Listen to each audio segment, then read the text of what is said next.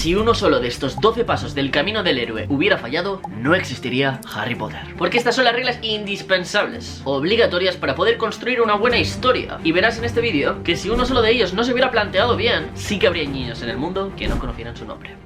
Probablemente sabes qué es el camino del héroe, has oído hablar de él al menos. Y es que es un modelo narrativo descrito por Joseph Campbell en 1949, en su obra conocida como El hombre de las 1000 caras. Y te preguntarás, ¿por qué he escuchado hablar tanto de él si solo tiene 60-70 años de historia? Cuando me da la sensación que es algo mucho más antiguo. Y es que bueno, no te equivocas. Campbell básicamente lo que hizo fue estudiar mitología griega, leyendas africanas, religiones orientales, relatos medievales y cuentos folclóricos de cientos de culturas. Y encontró algo impresionante, que es que todas las culturas cuentan la misma historia, con distintos nombres, distintos mundos, distintas representaciones y escenarios, pero que al final del día es la misma estructura emocional. Da igual si es Star Wars, Rey León, Shakespeare, Matrix, Percy Jackson, Los Juegos del Hambre, Vaiana, El Señor de los Anillos o Harry Potter. Todos comparten la misma estructura, arquitectura interna, y a esto se conoce como el camino del héroe. O bueno, Campbell básicamente lo llamó así, a un fenómeno que ya existía. Y la pregunta es, ¿qué es el camino del héroe? Así en resumen rápido, se trataría de una ruta emocional y espiritual que atraviesa a un protagonista para transformarse. Y eso básicamente se convierte en una historia. Lo curioso de esto, y la verdad es que es súper singular, que yo mismo mientras estaba entrenando y bueno, investigando para el guión de este vídeo, por diversión, y bueno, porque también yo escribo mis propias novelas, me he dado cuenta que mi propia vida, desde básicamente la época de los últimos años de instituto hasta ahora, la puedo definir un propio camino del héroe. Y podría escribir hasta 12 libros sobre ello. El número es exacto porque, bueno, lo tengo planeado desde hace tiempo, pero me he dado cuenta que literalmente todos esos 12 libros siguen esa estructura del camino del héroe, del principio al final. Mi propia vida es un camino del héroe. Y tenéis que entender que esto es algo que conecta directamente con nosotros, conmigo, contigo y con todo el mundo. Porque no se trata de una técnica de guión, de una fórmula cinematográfica o escritura que tengas que utilizar para hacer libros o contar una historia cualquiera, sino que es una metáfora de la vida humana. El héroe tiene que dejar el mundo atrás, su mundo familiar o el mundo conocido que tenía. Se enfrentará a lo desconocido, superará sus miedos y mientras lo hace tiene que atravesar unas pruebas que lo van a cambiar como persona, para que pueda regresar a casa, transformado y con el elixir, que es un concepto un poquito difícil y lo vamos a entender tranquilamente a través del vídeo. Pero bueno, que si lo piensas, básicamente todo el mundo vivimos lo mismo: soñar, crecer, fallar, aprender, levantarse, perder y renacer. Por eso todas las historias que están conectadas con este mismo monotipo conectan tanto con nosotros como personas. Y la pregunta es, ¿qué pinta Harry Potter en todo esto? Pues veréis, Harry Potter no es una típica historia del camino del héroe, que sí, sino que es la historia del camino del héroe de nuestra generación. J.K. Rowling tuvo la idea originalmente en 1990, cuando estaba en un tren y un rayo de iluminación o inspiración, o al menos es lo que nos cuenta ella, le llegó Harry Potter a la cabeza. Y pensarás, wow, 1990. Al final el primer libro simplemente eran unas 200 páginas, tampoco era algo muy complejo, o sea, sí que lleva su tiempo, pero si te pones a escribir, verás que 200 páginas no es tanto tiempo. O sea, podrías hacerlo en un mes. Lo épico y curioso es que tardó hasta 5 años en poder finalizar La Piedra Filosofal, otro año extra en encontrar una editorial que quisiera publicarlo y un año más pues de producción y todas esas cosas. Podrás seguir pensando que no es mucho tiempo para escribir un libro, pero es que la Henry llega a continuación, porque ¿sabes cuánto tardó en escribir los 6 libros restantes de la saga? Pues 10 años, una media más o menos de libro cada 2 años, incluso menos. Para que te hagas una idea, tardó mucho menos tiempo en escribir los libros más largos de la saga, de casi 1000 páginas, que el primer libro original, fácil, sencillo y que solo eran 200 paginitas. Y te estarás preguntando ¿por qué? Básicamente porque Rowling no sabía escribir. No es que no supiera escribir, sino que necesitaba entender cómo había que construir una historia. En el momento que aprendió esta fórmula y la masterizó, ya el resto era pan de cada día. Pero por eso es tan importante La Piedra Filosofal en el universo de Harry Potter, porque sin esa primera obra bien trabajada, sin aprender bien la fórmula de lo que es el camino del héroe, nunca hubiera conseguido que ese primer libro marcara historia. Pues this is the hero's journey. Divide todo el camino en 12 etapas clásicas, y estos serán los arquetipos universales necesarios para construir cualquier historia. Una historia que no tenga una de estas 12 etapas es una historia sin sentido. En un total de 3 actos, todas las historias que conoces, o prácticamente todas, entran dentro de aquí. Luego hay muchas formas de contar una historia que son resúmenes de esto, sobre todo en el cine, pero bueno, una gran historia es esto. Y verás que mientras avancemos durante el vídeo habrá ciertas etapas que tú dirás, oye, esto en verdad no tiene sentido. En plan, esto no pasa en Harry Potter. Pues te voy a demostrar que sí. El primer acto de los 3 tiene que ser la salida de un mundo ordinario al mundo desconocido. Este primer acto será la presentación de nuestro personaje, de su mundo, ya sabemos, pero no de todo lo importante, porque hay muchas cosas que se presentarán en el segundo acto. Porque al final el primer acto se trata de establecer muy bien en qué punto está el personaje y qué es lo que sueña o hacia dónde quiere ir. Dentro del primer acto encontramos el primer punto. Harry es el ejemplo perfecto de este primer punto. Vive en un mundo ordinario, atrapado con los Dursley en una casa de los horrores, maltratados, sin amor y sin conocer su origen mágico o su futuro. Toda historia que se precie tiene que empezar con una especie de sitio del que quieras escapar o del que necesites salir, una normalidad rota, o aunque no sea rota, que el protagonista la presencie como algo que no quiere, de algo de lo que quiere escapar. Al final este va a ser el punto más bajo de la historia del héroe, el punto desde donde empieza, el punto de salida, porque si tú empiezas desde un punto muy bueno, pues obviamente luego es muy difícil que haya progreso. También es muy importante para el público entender qué es lo que está en juego y quién es el personaje antes de cambiar. Un hobbit aburrido en una casa y una vida sin más placeres que la lectura y las comilonas y que sueña perdidamente con los dragones. Una pequeña niña de un distrito en el que les maltratan y que tiene que mantener a su familia, luchar por ellos y que sueña que algún día podrá protegerlos. O más fácil, un niño que simplemente sueña con recorrer el mundo y convertirse en el mejor entrenador Pokémon. E incluso con dos protagonistas, una chica condenada a casarse y en una aristocracia que odia, o un pobre herrero que se ha enamorado de la chica del pueblo y lo único que quiere es ser digno de ella. Así que la apuesta de Rowling aquí fue poner todo en el asador, demostrarte muy claramente lo desgraciada que es la vida de Harry. Un crío que hacen un bullying atroz en el instituto y luego en su casa además. O sea, no solo en el instituto, sino que en su casa también. Ignorado, humillado, ninguneado, maltratado, psicológica y físicamente. Literalmente duerme en un armario, en una escalera. Y él mismo no sabe ni quién es ni de dónde viene. Al ver lo mal que vive el espectador, el lector desea desesperadamente que su situación cambie, porque empatizas con el personaje, es lo normal. Lo mismo que cuando ves un partido de fútbol con dos equipos y uno es uno pequeñito y está perdiendo, lo único que quieres es que remonte, empatizas con él porque te sabe mal. Pero aquí será muy importante implantar una semilla, la semilla del deseo. Es crucial que haya un deseo, porque si el protagonista no sueña con algo más, con un mundo nuevo, con llegar a algo, con conseguir algo, con enamorarse, con lo que sea, y es que no tiene por qué ser magia, puede ser cualquier otra cosa, pero necesita ese deseo y esa pequeña simiente de que a ti te plantee la promesa de que ese niño quiere algo. Y con nuestra vida nos pasa lo mismo, nosotros tenemos deseos. Mi deseo era ser un youtuber y lo soñaba y se lo decía a todo el mundo y quería ser un chico confiado de sí mismo y que tuviera una libertad económica y que pudiera viajar por el mundo. De pequeño soñaba muchísimas cosas y vivía en una realidad desgraciada porque estaba incómodo conmigo mismo. Voy a intentar ponerme el ejemplo de vez en cuando para que podáis verlo más claro y que todo quede muy claro. Aquí en los primeros capítulos se van a esconder unas pequeñas pistas, porque los únicos momentos de rayos de luz de los primeros capítulos de Harry Potter, del libro sobre todo, son momentos en que pasa eso, en que Harry sueña con algo raro, diferente y que por un momento le salvó de lo peor. Por ejemplo, nos cuenta que un día Petunia, cansado de su pelo desordenado, le cortó el pelo súper mal y le dejó súper mal y él estaba súper preocupado y se fue a dormir pensando en todas las collejas y en todo el bullying que recibiría el día siguiente en el instituto, pero que al despertarse mágicamente el pelo le había crecido y él lo recuerda como algo súper bonito, un día que consiguió vencer, una pequeña victoria. Y ahí tú te empiezas a dar cuenta como lector, oye, qué raro un niño que le crece el pelo de la noche a la mañana. También te cuenta que un día le estaban persiguiendo por el colegio y que de repente se encontró encima del tejado y no sabía qué había pasado, pero que había conseguido y que no le dieran una paliza a Dudley y sus amigos. Te van dejando pistas. Y bueno, la escena de la serpiente obviamente es la gran escena, la gran culminación. Te dan esa pequeña victoria, ese pequeño deseo de que, oye, hay algo diferente, algo que puede salvar a este niño. Así que de aquí pasaremos al segundo punto, la llamada a la aventura, el call. Hay un meme muy famoso, intentaré a ver si lo encuentro en internet, que es ese mismo de: no recibí mi Pokémon a los 9 años, no recibí mi carta de Hogwarts a los 11 años, por favor Gandalf, ven a buscarme cuando tenga 50 y nos vamos de aventuras. Y es que necesita que al héroe se le llame a la aventura. Y esta llamada en Harry Potter también Rowling aquí apuesta por todo lo alto, por eso también la historia de Harry Potter es bastante especial en los primeros puntos sobre todo, porque literalmente no es una carta, son 1000 cartas entrando, llamando, va, y tú como espectador estás deseando porque le están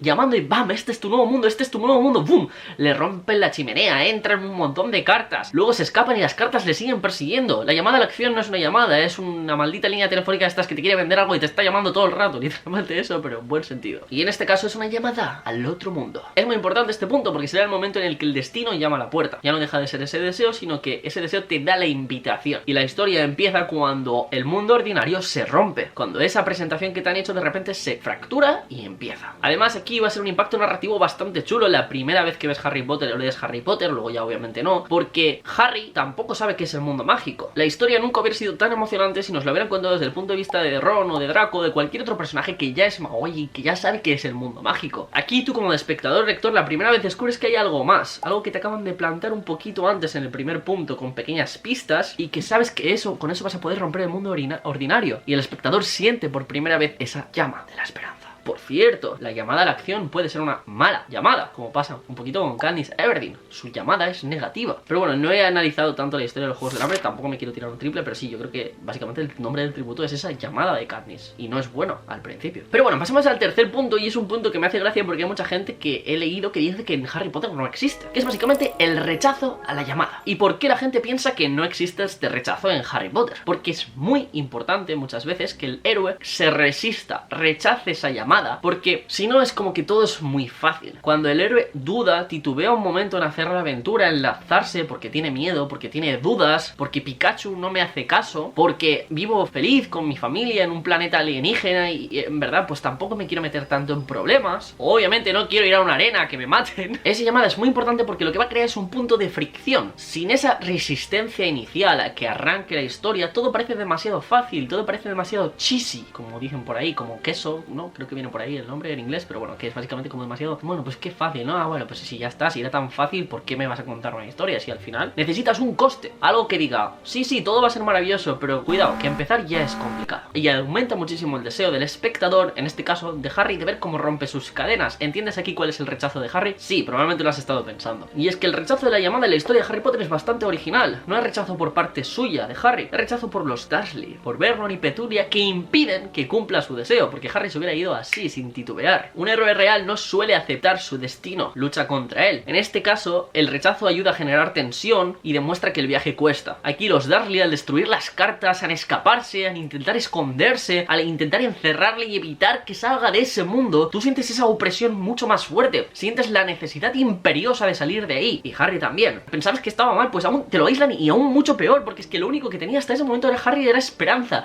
y es este intento de aplastar la llama de la esperanza. El mundo Muggle intentando evitar que abandones el mundo Muggle, y por eso nos encanta luego tanto Harry Potter como sociedad, porque literalmente nosotros sentimos lo mismo, esa necesidad de querer ir al mundo mágico y que no nos permite el trabajo, las obligaciones, el dinero y un montón de problemas que tienen en este mundo. Así que cuando se rompan las cadenas, cuando no nos impidan luchar por nuestro destino, necesitaremos la llegada de alguien especial, un viejo mago que llame a la puerta y te vaya a buscar en aventuras, pero estarás dando cuenta que eso no encaja con Harry Potter, ya es que estoy hablando del Hobbit o el Señor de los Anillos, es bastante parecido la verdad. Por cierto, ambos, tanto Frodo, que no sale tanto en las películas, pero sí Bilbo, rechazan la aventura. De hecho, Frodo rechaza la aventura del anillo por casi 20 años, creo, al principio. Es una barbaridad de tiempo el tiempo que él no quiere irse de aventuras. Pero sí, el cuarto punto será el encuentro con el mentor. ¿Y cuál es el mentor de Harry Potter? Pues sorprendentemente es Hagrid. Y estarás dudando, ¿Hagrid un mentor? No tiene ningún tipo de sentido. Pues sí, lo tiene y muchísimo. ¿Por qué Hagrid es tan importante para la historia de Harry Potter? No es solo un profesor más, será el primero que lo saque de ese mundo ordinario y el último que también lo saque en el último libro. El mentor clásico, o la función del mentor clásico, no es tanto enseñar, es guiar,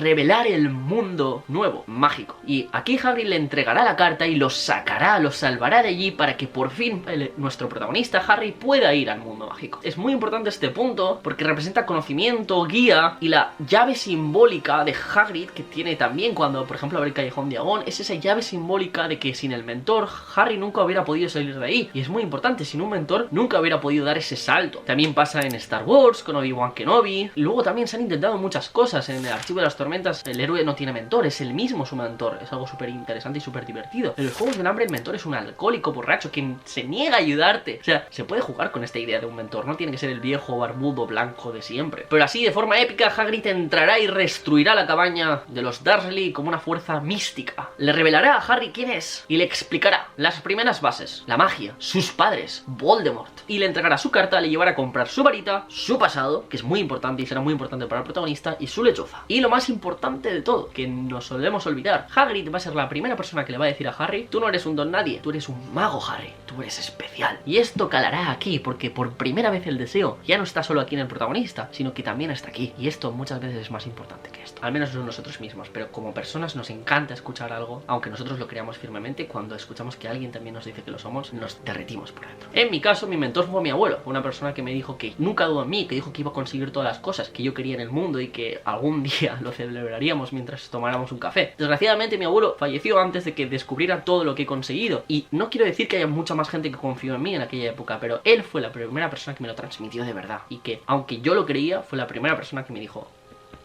y que me hizo creerlo. Pasamos al quinto punto, y el quinto punto también es muy importante y viene ligado con el cuarto punto, y es que es básicamente cruzar el umbral, conseguir hacer esa transición que os he estado explicando en el primer acto, del mundo ordinario al mundo mágico, que puede ser cualquier otro mundo, pero en el caso de Harry Potter es un mundo mágico. Ir al Callejón Diagon por primera vez, llevarle al Andén 9¾ subirse al Hogwarts Express. Aquí Harry abandonará por primera vez ese mundo y le empezará a ver todas esas cosas que ha soñado como pequeñas pinceladas antes de llegar al mundo mágico que es Hogwarts. No es el mundo mágico, eso es todo la entrada, el camino, pero el mundo de verdad, el salto, se consolida cuando Harry llega a Hogwarts. Es un punto muy importante este, aunque no lo penséis, porque básicamente es el momento en que por fin el protagonista abandona su mundo, pero más importante que eso es que entra en lo desconocido y simboliza esa transformación inevitable. Ahora estoy perdido, ahora ya está, ahora ya he entrado, ahora ya he abandonado, ya he superado mis reticciones iniciales, ya ha habido una persona que me ha explicado cómo lo tengo que hacer y que curiosamente ha desaparecido. Gandalf siempre tenía que desaparecer y ahora no puedo controlarlo, simplemente tengo que seguir dando un paso detrás de otro y esperar a ver qué viene. Es muy importante porque es ese pistoletazo de salida, ahora sí, de que la aventura empieza. Estás en el camino, no puedes evitarlo, punto de no retorno. De hecho, en Harry Potter podríamos dividirlo como incluso en 3 partes. El Callejón Diagon sería esa primera exposición al mundo mágico o a la magia real. El Andén 9¾ aunque es una tontería, pero es esa simbología de un número disonante, rompe con el mundo magel y ordinario, y ya ves que aquí es algo diferente. Y luego ya esa llegada a Hogwarts sería por fin la entrada al nuevo mundo. Así que con todo esto entraremos en el acto número 2, que englobará del 6º al 9º punto. Curiosamente, este acto es muy importante, hasta un punto muy mal entendido, porque toda la historia importante, todo lo que a ti te parece que es la acción, pasa dentro de este acto. Hasta un punto que incluso cuando yo estaba haciendo este vídeo me ha parecido como que había hecho algo mal, no tenía sentido, y ahora entenderás por qué. Porque básicamente lo importante de este acto, como mal lo entendemos en la historia de progreso del camino del héroe, es la curva de la montaña, son las pruebas y la transformación del personaje. Esto es muy importante porque si al principio el personaje, en este caso Harry, pudiera llegar y hacer las pruebas y superarlo así sin titubear, o sea, no el Harry de que acaba de llegar el primer día a Hogwarts, sino el primer Harry de todos, si él pudiera hacer eso, ¿cuál es la gracia de la historia? Si puede superar el mal así, pues bueno,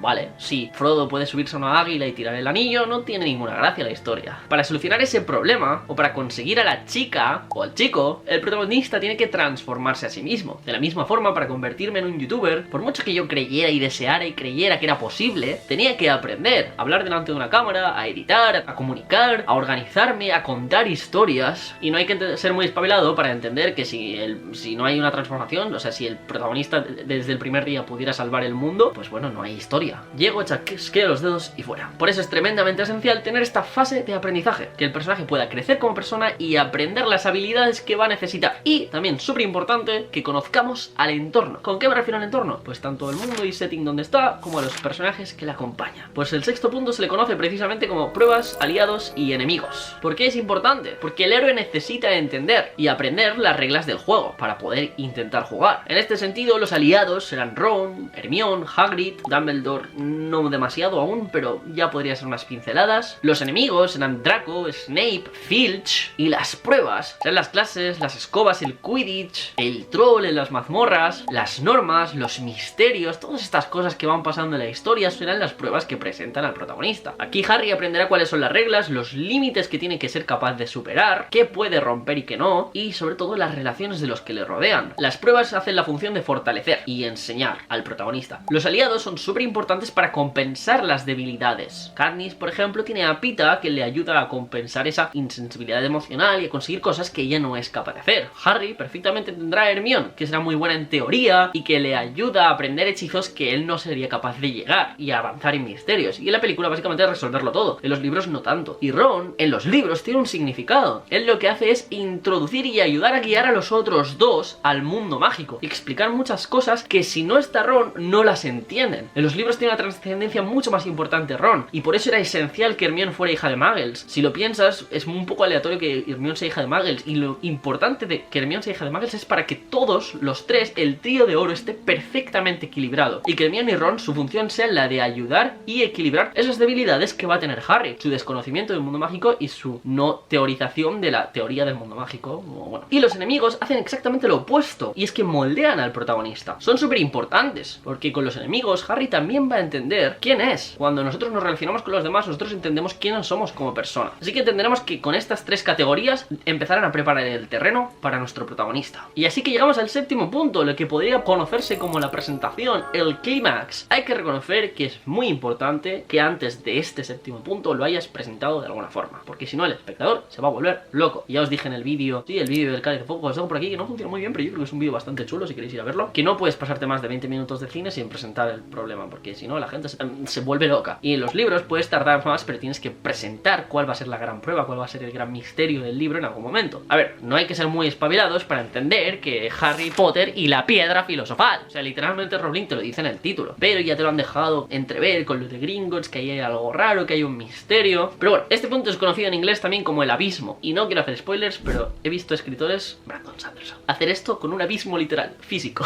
cuando el personaje está a punto de tirarse por el abismo, y es maravillosamente, metafóricamente poético. En caso de nuestros protagonistas, de Harry principalmente y sus acompañantes, es la piedra filosofal. Descubren que hay una piedra filosofal que es importante y sobre todo que alguien quiere robarla. De tal manera el gran misterio va a empezar a cernirse sobre Harry, y esas dudas principales de si es Snape que la quiere robar. Así poco a poco la historia nos va a demostrar que el héroe se está acercando al desafío, que se está acercando a un punto que va a ser muy importante para la obra, y tú empiezas a preocuparte porque ahora el tono se empieza a oscurecer, ya no es todo de bonito, ya no es todo de color de rosas, las cosas empiezan a salir mal, empiezan a ver cosas raras. En el caso de Harry, les castigan, tienen que ir al bosque prohibido, Voldemort casi lo mata, pero no sabes ni quién es, empiezan a perder puntos, muchos puntos. De hecho, algo muy curioso, y yo creo que es un poco intentando acentuar esta fuerza, es que por lo del troll solo les quitan 5 puntos a cada uno, bueno, a Hermione, y a ellos les dan 5, o sea, ganan 10 puntos, bueno, ganan 5 puntos. En cambio, cuando pillan a Neville, Hermione y Harry fuera, con lo del dragón, sí, Neville, Ron no estaba, cosa de las películas, les quitan 150 puntos por merodear por los pasillos. Es como una disparidad muy heavy, pero yo creo que era el intento de Rowling de acentuar ese castigo y ese peligro conforme avanzaba la obra. Así que todas estas partes de la historia de la piedra filosofal, el misterio propio de la piedra filosofal y cuando empiezan a tener dudas, la sección de la biblioteca prohibida, escapándose por los pasillos, sus dudas sobre Snape, Fluffy, la trampilla, el encuentro en el bosque prohibido con Voldemort, van a formar esta parte que te está empezando a entender, que te está empezando a tantear y te está empezando a poner nervioso de que aquí las cosas van a empezar a salir mal. El espectador y lector entiende que la historia infantil ahora ya no es tan infantil. En este caso, en cualquier otro caso, pues puede ser, por ejemplo, la primera muerte o las muertes en general en la arena de los Juegos del Hambre, creo que es como que hasta asocia eso. En El Señor de los Anillos sería desde la traición de Boromir hasta prácticamente el final. Tienes que entender que esta parte suele ser una parte muy amplia de los libros, que es básicamente cuando todo empieza a ir mal y mal y mal, y es un contexto en general bastante amplio, son de los puntos que engloban más cosas. Por cierto, te estarás preguntando, ¿y Harry Potter? Sí, correcto, tiene una cosa bastante rara, va a combinar toda esta gran historia de la piedra filosofal, que al final es el punto del libro y lo sabes, como lo será el prisionero de Azkaban en su momento, la cámara de los secretos en su momento, y bueno, es que te lo dice siempre en el título. Ese gran punto es nuestra historia y es lo que engloba el camino del héroe, pero Rowling añade dos cosas bastante épicas que hacen la estructura de las historias un poquito más entretenida y curiosa, y es que te añade el Quidditch y te añade las cosas escolares, que son las clases, los exámenes y tal. Y estas dos cosas, con sus propios progresos y sus mini tramitas de camino del héroe, en una profundidad mucho menor obviamente, ayudan todo el rato a avanzar la trama, y es una combinación bastante interesante que las películas reducen porque no puedes meter todo eso en 1 hora y media y tienes que cortar, y cortas porque sí, son las alas, es lo exterior, el dragón lo vas a poder seguir observando aunque no pueda volar y sea una lástima.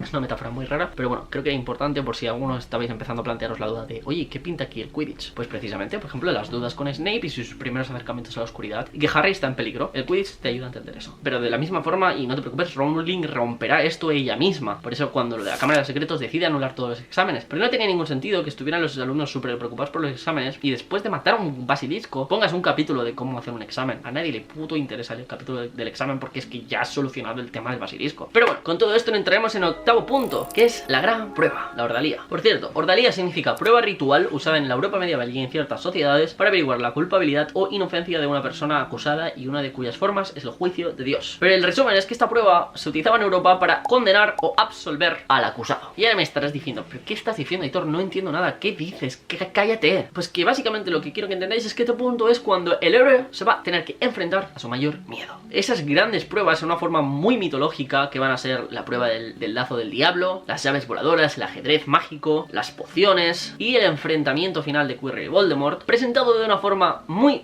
magistral y muy perfectamente, creo que mejor que ninguna que veremos más adelante. O sea, literalmente esas grandes pruebas de Hércules, aquí te das cuenta de lo mucho tiempo que dedicó Rowling a pensar en estas pruebas. En los libros están muy bien equilibradas. Para que os hagáis una idea, en el lazo del diablo, Hermione es la que va a poder salvarles porque es la que sabe hacer magia, pero sin Ron diciéndole cálmate, acuérdate que eres una maga, porque Hermione está intentando buscar leña. Sin esa combinación, Harry no sale del lazo del diablo en las llaves voladoras, obviamente, es la habilidad de Harry que te han enseñado antes y se ha transformado en un gran buscador para conseguir esa llave y abrir la puerta. El troll, como ya lo habían pasado antes, ahora está muerto, no necesitas volver a pasar la prueba de antes porque ya lo ha aprendido. Hubiera sido súper estúpido que hubieran tenido que volver a enfrentarse al mismo mal. Otra cosa sería que fueran 2 trolls, 3 trolls o un troll con 4 cabezas, pero como es el mismo mal, ahí no puedes presentar ese mismo problema. El ajedrez mágico va a ser el gran momento de Ron, y la siguiente prueba, que será la de pociones, es el gran momento de Hermione, pero como ese gran momento deciden eliminarlo, tienen que darle a Hermione lo del principio, que es las plantas, para equilibrarlo, y así que Ron y Hermione cumplan esa simbolía de ayudar a las debilidades de Harry. La misión de Ron y Hermione nunca fue de intentar enfrentarse a Quirrell o Voldemort, era de llevar a Harry hasta el punto de poder enfrentarse a Quirrell. Este momento en la mayoría tradicional clásica es conocido como el momento de muerte y renacimiento. Harry no va a morir en este libro, y sí, es una gran pista para el final del vídeo que quiero explicaros más adelante porque os va a volar la cabeza. Pero sí que tiene una especie de muerte simbólica, casi muere, casi se derrota, casi acaba ahí caído porque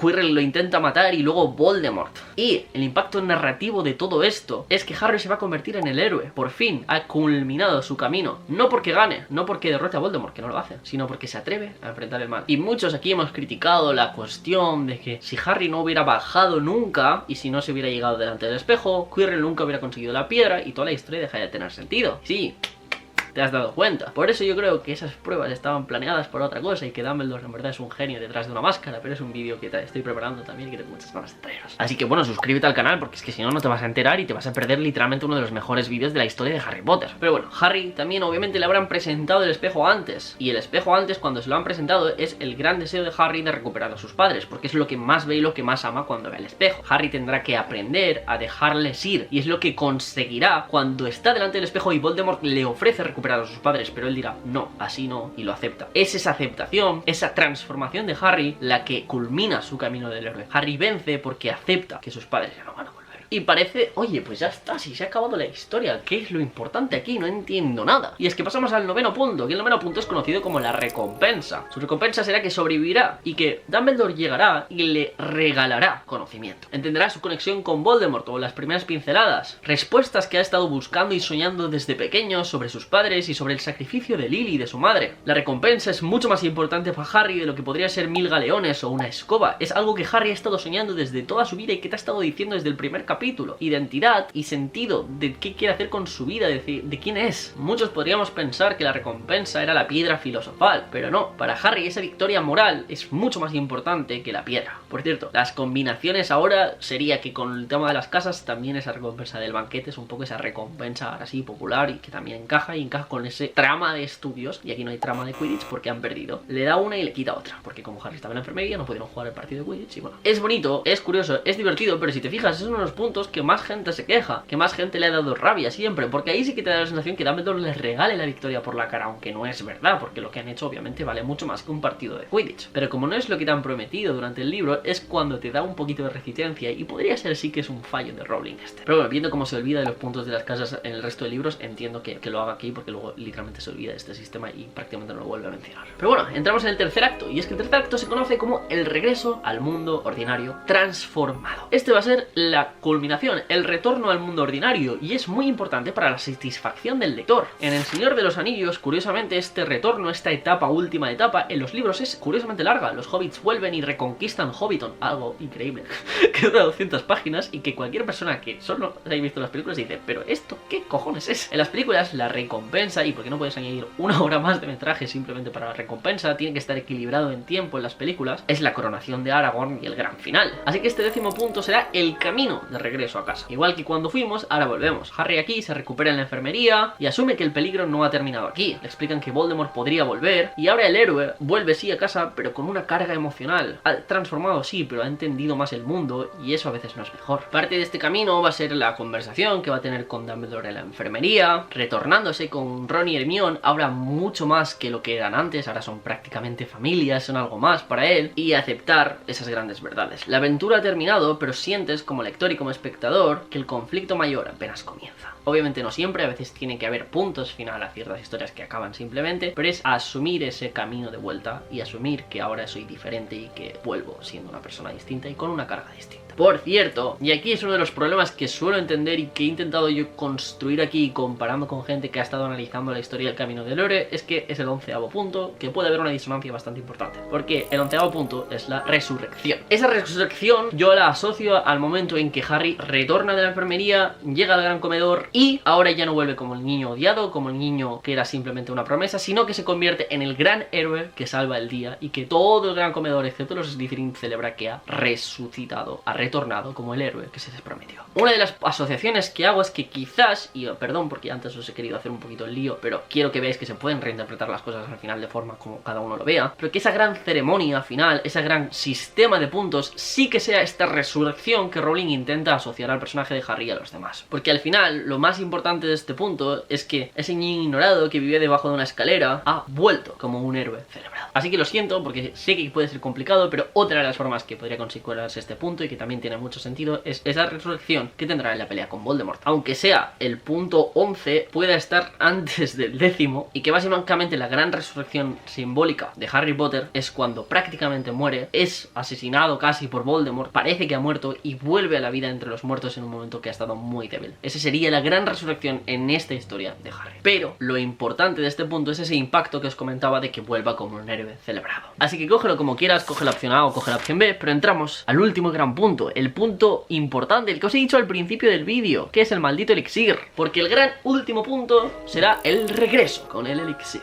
El elixir en la antigua tradición y cuando se entiende este concepto se conoce como un objeto mágico, una transformación interna, conocimiento, una cura para la comunidad o incluso una nueva identidad. Puede adoptar muchas caras. Es la gran recompensa, el gran secreto conquistado. En El Rey León sería la justicia de Simba que trae hacia su pueblo. En Star Wars sería la destrucción de la Estrella de la Muerte. Y en El Señor de los Anillos es un ejemplo bastante curioso porque el elixir puede ser considerado como dos cosas distintas. La paz para la Tierra Media con Aragorn coronado como rey, o en los libros ese retorno a Hobbiton que os estaba explicando, que retornan y ahora cambiados son capaces de salvar su pueblo. De hecho, literalmente, en los libros Merry y Pippin han crecido un montón y son creo que más altos que yo cuando eran hobbits. Pero bueno, para Harry Potter va a ser ese retorno a la casa de los Dursley, aunque nunca lo llegamos a ver. Es ese camino, ese Hogwarts es mi hogar, esa aceptación de que por fin todo ha cambiado y que del mundo ahora es un hogar maravilloso y que brilla y que ahora soy diferente. Y esa pequeña recompensa de que cuando Hagrid le plantea el miedo y le dice, y Harry está como, guau, es que ahora vuelvo y Dudley me va a hacer bullying y va a ser otra vez todo horrible, Hagrid le dice, bueno, siempre puedes amenazarle con hacer magia. Aquí Harry dice, pero si está prohibido hacer magia en Hogwarts. Y Hagrid le recompensará con lo Dudley no lo sabe.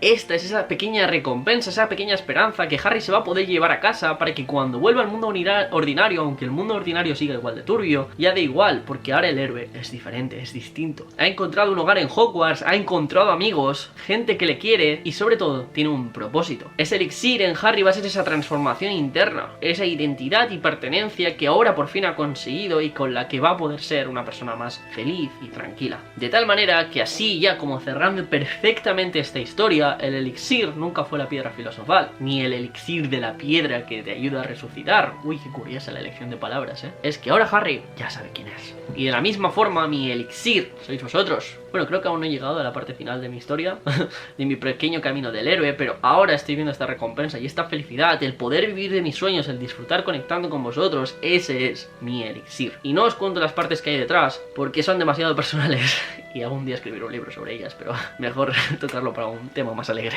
Pero te estarás dando cuenta que resurrección, elixir, que son muchas cosas que cuando hablábamos de este vídeo quizás has tenido la pequeña duda de irte un poquito más adelante, como de irte más lejos, de pensar de muchas cosas que he dejado a medias. Y es que Rowling quizás no planificó todos sus libros antes de empezar a escribirlos, aunque ella promete que sí, pero hizo algo bastante maravilloso, y es que este camino del héroe va a ser un camino del héroe aplicado a la piedra filosofal, aplicado luego dentro de cada libro y, muy magistralmente, aplicado en toda la saga entera. Estoy preparando el vídeo, pero es un vídeo muy complejo, así que por favor reventar este vídeo en comentarios pidiéndome ese vídeo y os traeré y explicaré, porque toda la saga de Harry Potter funciona conjuntamente como un camino del héroe conectado, de una forma magistral.